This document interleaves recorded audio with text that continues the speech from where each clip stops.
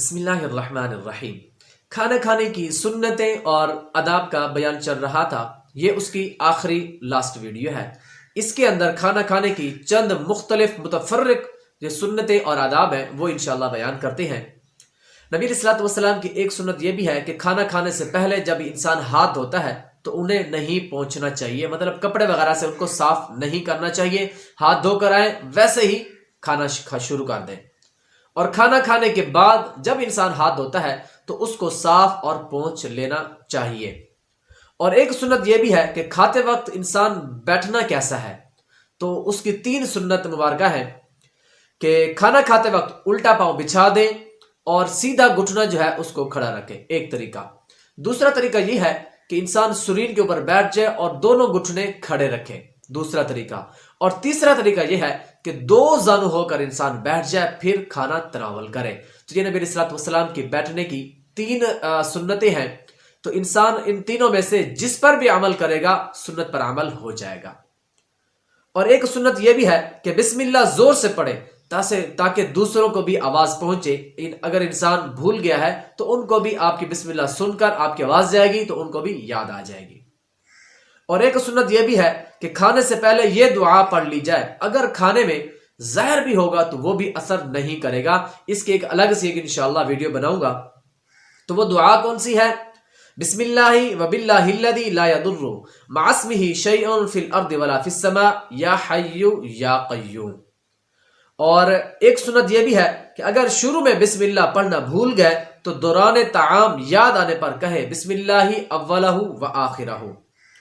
اور نبی علیہ الصلوۃ والسلام کی ایک سنت یہ بھی ہے کہ سالن یا چٹنی میں جو پیالی ہوتی ہے، سالن وغیرہ کی یا چٹنی وغیرہ کی جو پیالہ وغیرہ ہوتا ہے، اس کو روٹی کے اوپر نہیں رکھنا چاہیے، ایک یہ بھی سنت ہے۔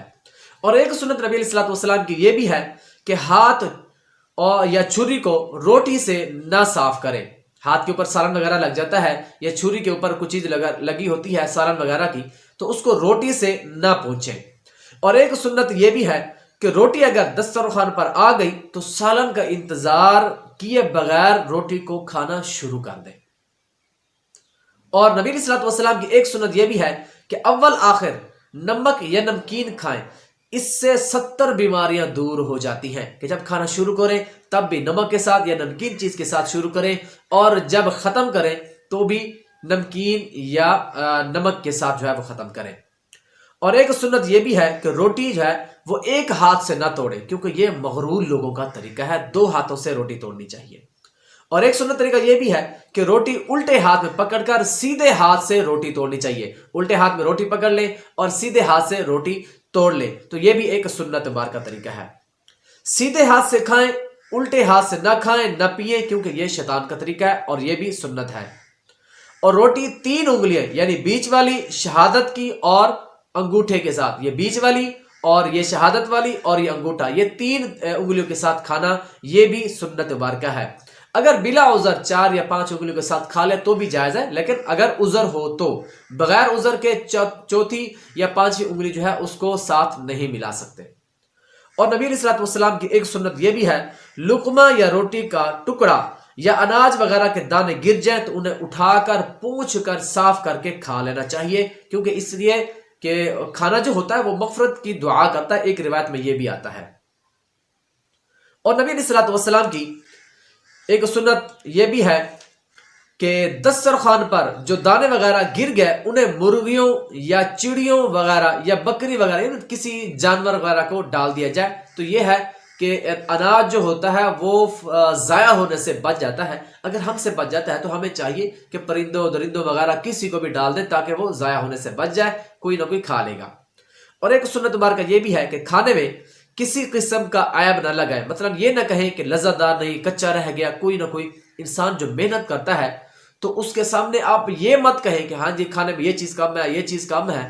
آپ کھانا ہے تو کھا لیں، اگر آپ کو اچھا نہیں لگ رہا تو آپ اپنے لقمے کو روک لیں، لیکن تنزیہ کلام نہ کریں۔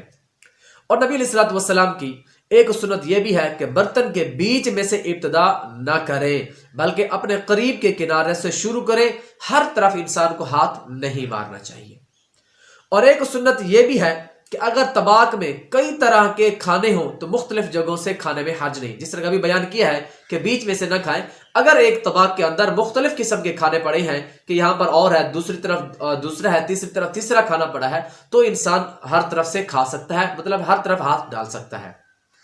اور نبی علیہ السلام کی ایک سنت یہ بھی ہے کہ گرم کھانا نہ کھائیں، بلکہ اس کو اچھی طرح سے ٹھنڈا ہونے دیں، مطلب جتنا انسان برداشت کر سکتا ہے اتنا کھائیں، زیادہ گرم نہ کھائیں۔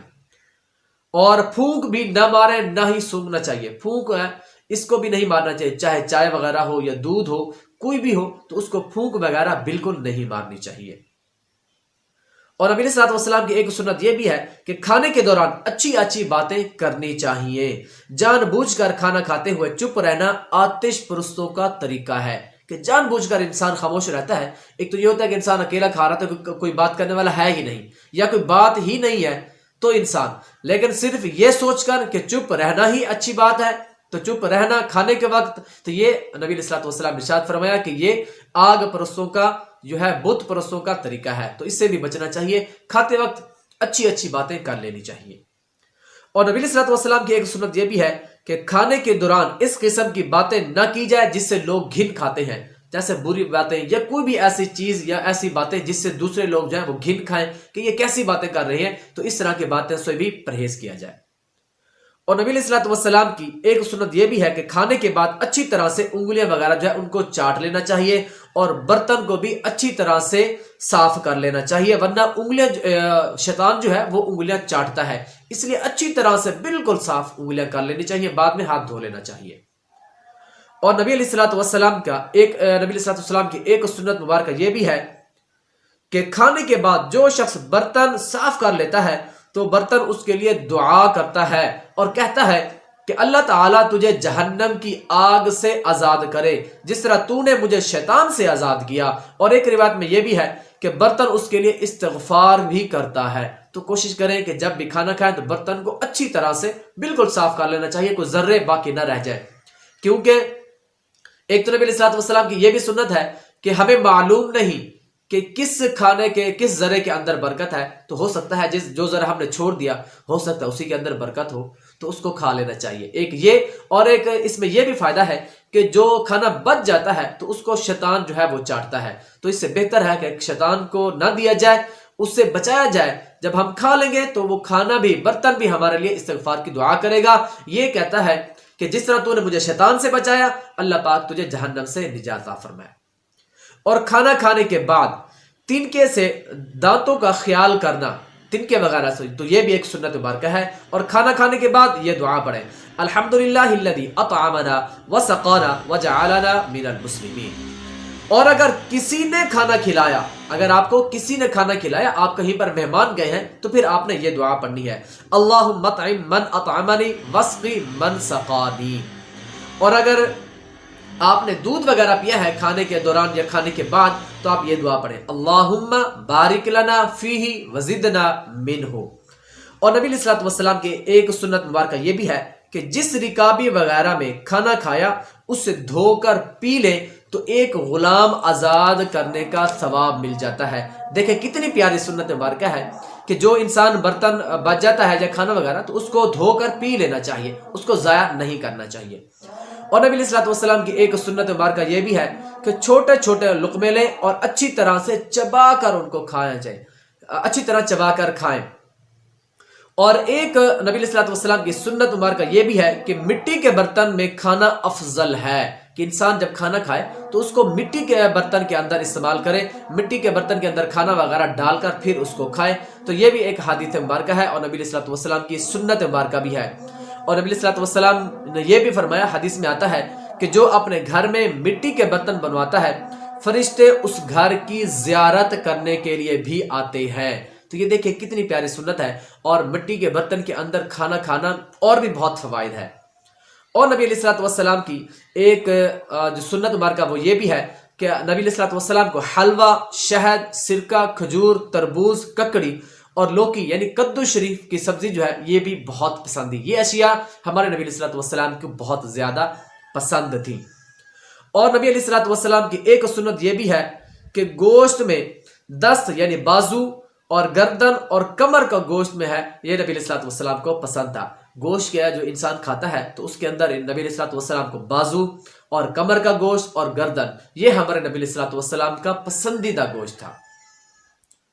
اور نبی علیہ الصلوۃ والسلام کبھی کبھی تربوز اور کھجور یا ککڑی اور کھجور یا روٹی اور کھجور کو ملا کر کھاتے تھے، اور یہ بھی نبی علیہ الصلوۃ والسلام کی سنت مبارکہ ہے. اور کبھی کبھی ہمارے نبی علیہ الصلوۃ والسلام ککڑی کو نمک لگا کر بھی تناول فرمایا کرتے تھے، یہ بھی ایک نبی علیہ الصلوۃ والسلام کی سنت مبارکہ ہے. اور نبی علیہ الصلوۃ والسلام ثرید یعنی سالن کے شوربے میں بھگوئی ہوئی روٹی کے ٹکڑے سرکار مدینہ صلی اللہ علیہ وسلم کو بہت زیادہ پسند ہے. اس کی پہلے ایک ویڈیو بھی بنا چکے ہیں کہ حضرت سیدنا عبداللہ ابن عباس رضی اللہ تعالی عنہ فرماتے ہیں کہ ہمارے نبی علیہ الصلوۃ والسلام کی خدمت اقدس میں ایک برتن میں ثرید کو پیش کیا گیا تو نبی علیہ الصلوۃ والسلام نے ارشاد فرمایا کہ کناروں سے کھاؤ، بیچ سے نہ کھاؤ، کیونکہ بیچ میں برکت اترتی ہے. اور ثرید نبی علیہ الصلوۃ والسلام کا پسندیدہ ایک کھانوں میں سے ایک کھانا تھا. اور نبی علیہ الصلوۃ والسلام نے ارشاد فرمایا، اور نبی علیہ الصلوۃ والسلام کی ایک سنت مبارکہ یہ بھی ہے کہ ایک انگلی سے کھانا شیطان کا طریقہ ہے، 2 انگلیوں سے کھانا مغروروں لوگوں کا طریقہ ہے، اور 3 انگلیوں سے کھانا انبیاء علیہ الصلوۃ والسلام کی سنت مبارکہ ہے. اور نبی علیہ الصلوۃ والسلام کی سنت ایک یہ بھی ہے کہ بھوک کے 3 حصے کیے جائیں. اگر انسان کو جو بھوک لگی ہے تو اس کو 3 حصے کیے جائیں، ایک حصہ کھانا کھائے، ایک حصہ پانی پیے، اور ایک حصہ ہوا کے لیے چھوڑ دیں. مثلا 3 روٹی کی انسان کو بھوک ہے تو 1 روٹی کھائیں، 1 روٹی جتنا پانی پی لیں، باقی حصہ جو ہے وہ خالی چھوڑ دیں. تو یہ بھی ایک نبی علیہ الصلوۃ والسلام کی سنت مبارکہ ہے. اور اگر پیٹ بھر کر بھی کھا لیں تو کوئی حرج نہیں ہے، لیکن سنت یہ ہے جو ہم نے بیان کیا ہے کہ اگر 3 روٹی کی بھوک ہو تو 1 روٹی کھا لیں، 1 روٹی کی جگہ پہ آپ پانی پی لیں، اور ایک حصہ جو ہے اس کو خالی چھوڑ دیں. اگر پیٹ بھر کر بھی کھا لیں گے تو کوئی حرج نہیں ہے، لیکن سنت طریقہ یہی ہے. اور نبی علیہ الصلوۃ والسلام کی ایک سنت مبارکہ یہ بھی ہے کہ دوپہر کے کھانے کے بعد قیلولہ کرنا یعنی تھوڑی دیر لیٹ جانا، اور کھانے کے بعد شام کے کھانے کے بعد کم از کم 100 قدم چلنا، یہ بھی ہمارے نبی علیہ الصلوۃ والسلام کی سنت مبارکہ ہے.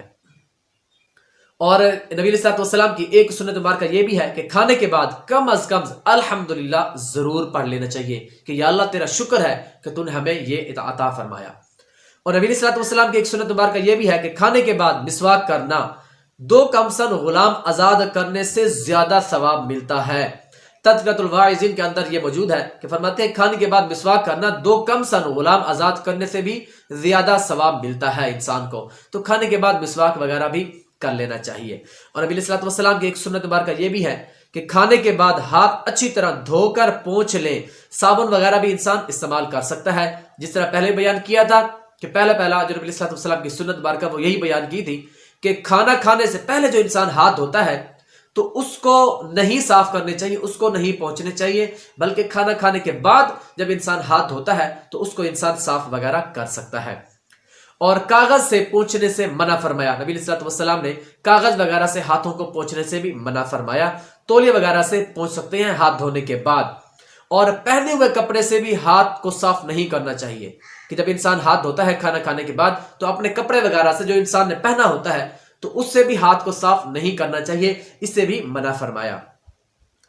اور کھانا کھاتے وقت اگر آپ کہیں بھی جا کر آپ مہمان ہیں تو آپ جا کر کھانا کھاتے ہیں تو آپ کے پاس اگر وہ صاحب کھانا آپ کو کھانے کے لیے کھانا دیتا ہے تو آپ کھائیں، تو وہ کھانا صرف آپ ہی کھا سکتے ہیں.